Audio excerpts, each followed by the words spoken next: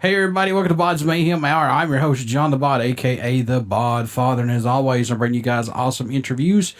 Today it is an honor and privilege to have Mr. Wayne Wiginton. He is the vocalist of Saint Tragedy. I'm going to be talking to him about their EP, Prolonging The Agony. It's out right now. Got to listen to this a little bit earlier. Really good stuff. Really good stuff from these guys. Guitar playing on it is absolutely phenomenal, as well as everything else. So, Wayne, how you doing? I'm doing great, man. How you been? Doing awesome. Doing really great. Let's jump right into this. What's impressed or excited you the most about making the EP Prolonging the Agony? What's caught your eye about it the most, if anything, possibly? Probably the whole writing process in general, and then going in and recording it and finally getting to hear, everything that we've been working really hard to put out. So it's definitely an accomplishment, and it's exciting to see it finally released, and everyone is giving us pretty good response about it so far. So, yeah, it's definitely overwhelming altogether. Any songs off the EP stand out more to you than any as of right now possible? I mean, I know it's just like 4 or 5 songs on here, but are there any that are standing out more possible? I know it could change from day to day, but any of them maybe? Right now, it would probably be No More Religion, because that's our single, and that's the one that's been getting out to a lot of people, and they've really been enjoying it. And I've noticed at a lot more shows that people are starting to sing along to that song because they know it more. So it's definitely the one we're pushing. Who produced this EP, or did you guys do it yourself? This EP was produced at Cherry Pit Studios in Menominee Falls, Wisconsin, with a man named Eric LaBrosse and his team out there. And yeah, they're a really great recording studio. They definitely give us a lot of freedom and a lot of room to work with. So, and a lot of guide, to what we should do, to what we shouldn't do.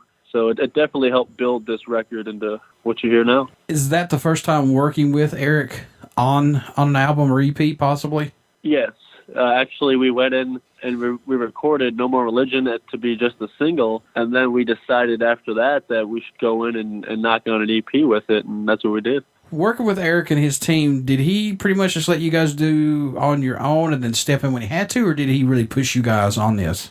He started out with pushing us, for sure. He likes to push his bands to give the full extent on their record. So, he's a vocalist himself, so he definitely helped me push myself, to get the most out of me, to produce this. How long did it take to record the EP, man?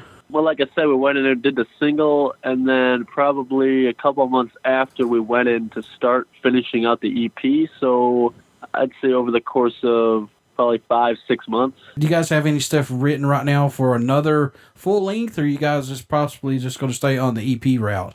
Oh, we're going to let the EP take its ride for a little bit, but we've been working on a few new songs, and hopefully our next step is to release a full-length album. So hopefully you'll be hearing that within the next year here or so. How's it been working with Pavement Entertainment so far? Those guys have been really great to us, especially ever since the EP dropped. They've been giving us a bunch of pointers on what to do with routing things, and giving us, obviously, setting up a lot of these really cool interviews, with yours being one of them.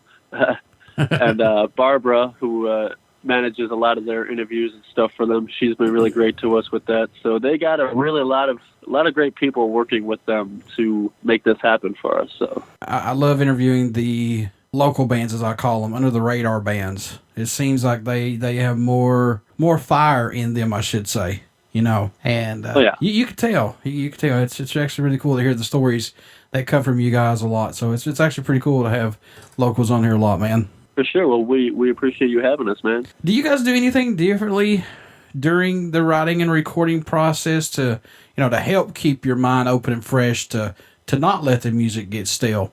I mean, because I know it could be easily done, but do you do anything differently to help keep your mind open, man? I mean, I've noticed, every band and musician gets writer's block every now and again, but I've noticed with me a few songs, you might get on the same path as what you were used to writing, and I try not to do that because I don't want to put out the same thing somebody's already heard, So it's more so of having an open mind going into it, and I like to try to figure out, my story as a building into what I'm writing. And then if I got a good solid foundation of what I want already in my mind, then I know it's not going to sound as what I already put out, because it's already fresh, as I'm making it. What do you hope the fans take away from the new album once they start listening to it or just Saint Tragedy's music in general, man? Well, I hope that they hear the honesty and the raw power of rock and roll, because that's one thing that you hear a lot from everybody nowadays is, that rock and roll is a dying breed. And to me, I think it's more alive than ever right now, especially in our area where a lot of local bands, we stick together as a unit and to keep rock and roll, like I said, alive. And within our music, it's definitely got that new school and old school feel to it. So it pretty much brings people of all ages, our way. Yeah, that really kind of bugs me when I hear people say that, oh, rock and roll is dead. No, it's not. It's not dead. You're just not looking in the right places, folks. Exactly. I mean, there's so much awesome music out there. It's ridiculous, Yeah. What can fans expect at a show from Saint Tragedy who have not got to see you guys live as of yet? A kick-ass rock and roll show. I mean, we go out there, we lay it all on the line, and we show no remorse. It's when we get up there, it's go time. You're on that stage, you're ready to own it, and that's what we try to do. So we're in the digital era of recording albums and plus social media.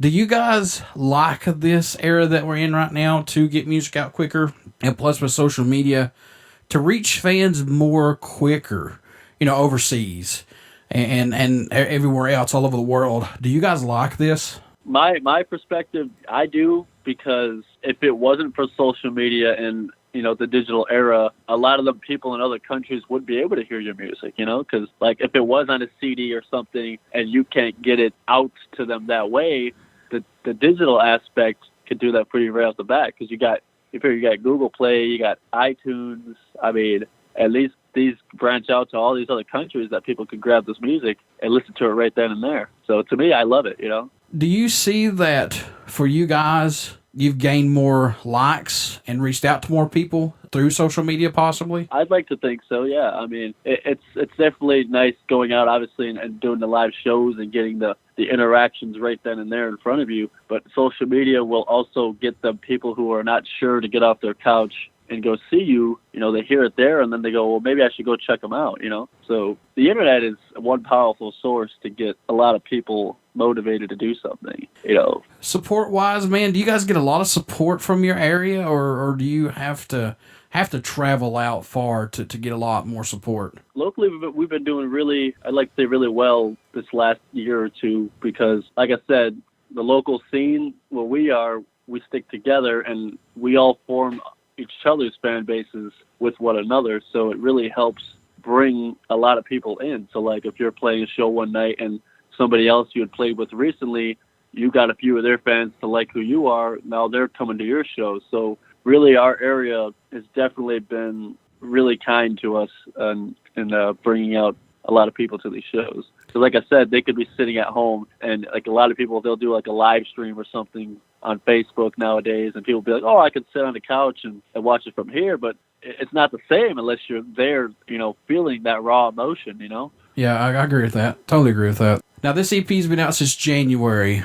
Have you guys seen a lot of support coming in from different countries possibly, or is there a region that actually surprises you guys that you're getting support from? Not too much exactly right now. I mean, it's still pushing its way through. I know for sure the country right now. I don't know exactly how far it's doing in other countries yet, but hopefully within this year we'll see how far it goes. I know, we got people, with different radio stations that's now playing our single, No More Religion. We're getting more interaction from, those states and stuff. So we definitely want to go out and start touring and getting to know these people out in these other areas. What does Saint Tragedy bring to the table for music that's not out there as of right now? Possibly, if anything, Wayne? I'd say we're definitely unique with our music. Like I said, we have that sound, that a lot of bands, either they have that modern sound or they have the old school sound, but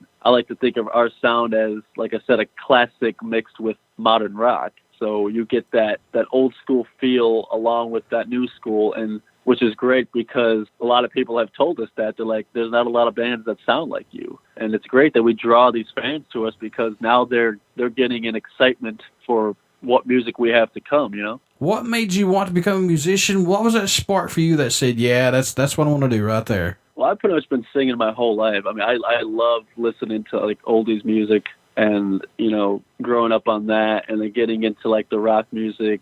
And I just love singing, and I loved watching bands perform, and I was like, you know what, I'd love to be able to do this. And then I eventually I had picked up a guitar. I've been playing guitar myself for about 8 years now, and a good chunk of the music portion I've contributed to writing. So music is definitely one of my biggest passions for sure. What would you like to see Saint Tragedy accomplish in 2018, man? We'd definitely like to set out on a tour for sure. We've been doing a lot of local things, and you know we've gone a few hours out of our way to play places, but we'd definitely like to travel the country and, you know, get out to these other places, like I said, that are starting to play our single. Folks, this EP is out right now. You want to give it a listen. It's really good. I'm not just saying it because Wayne's on here.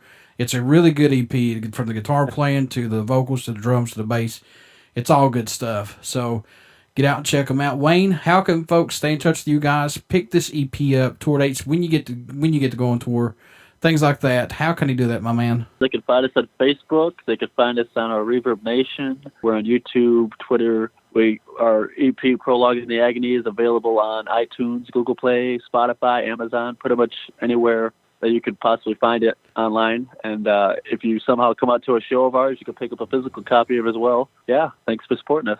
Before I let you go, good sir, would you care to do a promo for the show? Yeah, this is Wayne Wiginton from the band Saint Tragedy, and you are listening to BODS Mayhem Hour.